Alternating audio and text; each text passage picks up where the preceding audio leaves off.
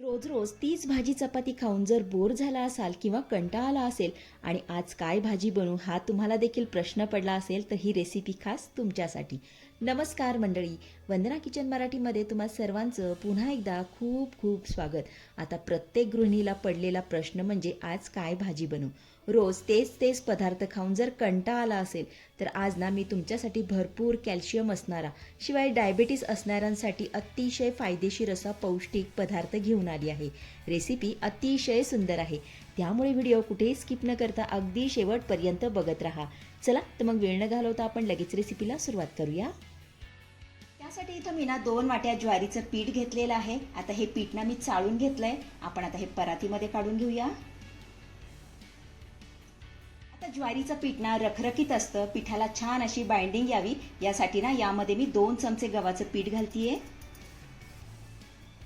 त्यानंतर चवीपुरतं मीठ घालूया. आता ना हे सर्व साहित्य आपल्याला चांगलं एकजीव करून घ्यायचंय. हे छान असं मिक्स करून घेऊया.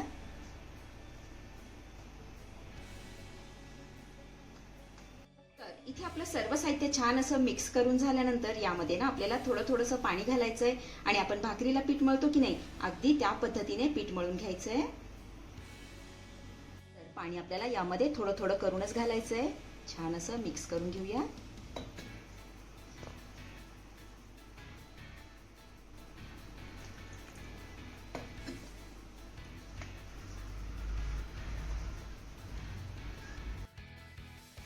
इथे तुम्ही बघू शकताय आपलं हे पीठ मळून झालेलं आहे. हे बघा, आता यावरनं आपल्याला झाकण ठेवायचं आहे आणि हे पीठ ना आपल्याला 10 मिनिटं चांगलं भिजू द्यायचंय. त्यानंतर गॅसवरती मी कढई ठेवून घेतलीये. यामध्ये घालूया 1 ते 1.5 चमचा तेल. त्यानंतर अर्धा चमचा मोहरी घालूया. मोहरी आपली चांगली तडतडली की अर्धा चमचा जिरे घालूया. त्यानंतर 1 चमचा बारीक चिरलेला लसूण घालायचा आहे. सोबतच कढीपत्त्याची पानं घालूया.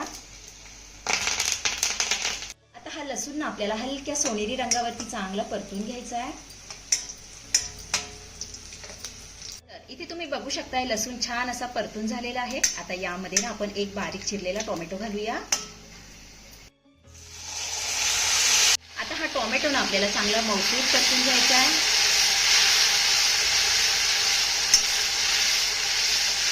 तर इथे तुम्ही बघू शकता आपला टोमॅटो छान असा मऊसूर परतून झालेला आहे. आता यामध्ये ना आपण काही मसाले घालूया.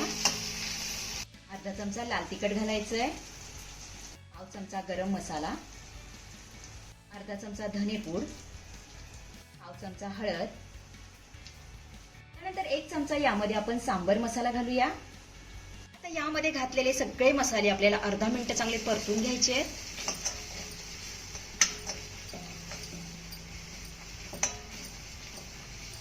तर इथे हे सगळे मसाले मी चांगले परतून घेतलेले आहेत. आता यामध्ये ना आपण शिजवलेली डाळ घालूया. तर इथे मी ना 1 वाटी तुरीची डाळ थोडीशी हळद घालून अगोदरच शिजवून घेतलेली आहे. हे बघा, आणि छान अशी घोटून देखील घेतली आहे. आपण आता ही फोडणीमध्ये घालूया.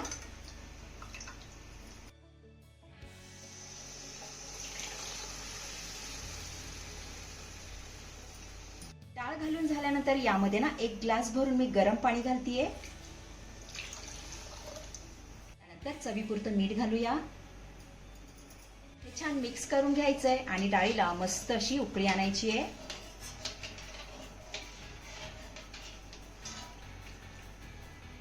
तर इथे ही डाळ ना मी 2 ते 3 मिनिटं चांगली उकळून घेतलेली आहे. आता वरनं ना थोडीशी बारीक चिरलेली कोथिंबीर यामध्ये घालूया.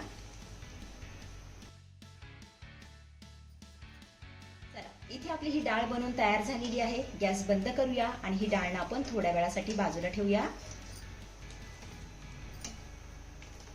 तर इकडे 10 मिनिटं झालेली आहेत आणि आपलं पीठही चांगलं भिजलेलं आहे. हे बघा, आता हे पीठ ना आपल्याला पुन्हा चांगलं मळून घ्यायचंय.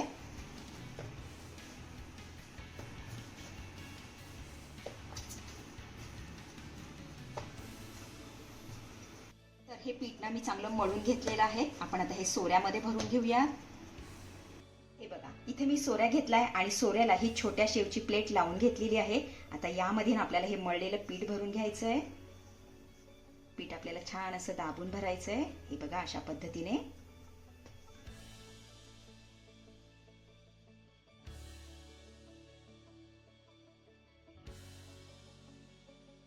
इथे मी ना चाळण घेतलेली आहे आणि चाळणीला अगोदरच तेल लावून घेतलंय. आता यामध्ये ना आपण शेव पाडून घेऊया. हे बघा, कुरडईप्रमाणे आपल्याला ही शेव यामध्ये पाडून घ्यायची आहे.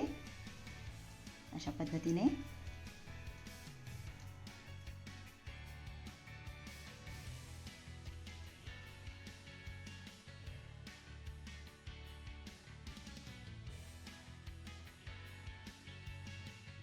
बघा. आता अशाच पद्धतीने आपण सगळी शेव पाडून घेऊया.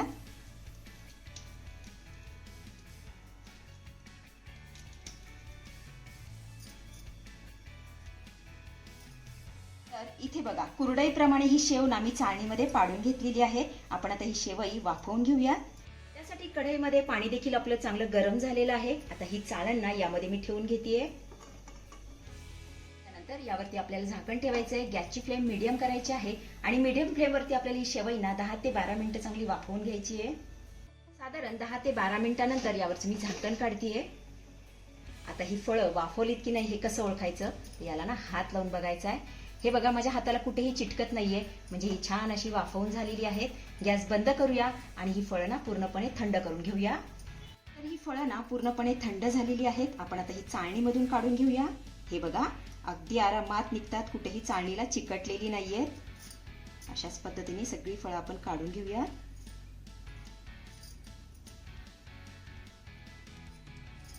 तर इथे आपले अतिशय पौष्टिक असं ज्वारीच्या पिठाचं डाळफळ बनून तयार झालेलं आहे. आता हे सर्व कसं करायचं ते बघूया. तर एक फळ ना ताटामध्ये मी काढून घेतेय. त्यानंतर वरनं थोडंसं साजूक तूप घालूया. तयार केलेली डाळ आपल्याला यावर घालायची आहे. हे बघा, अशा पद्धतीने.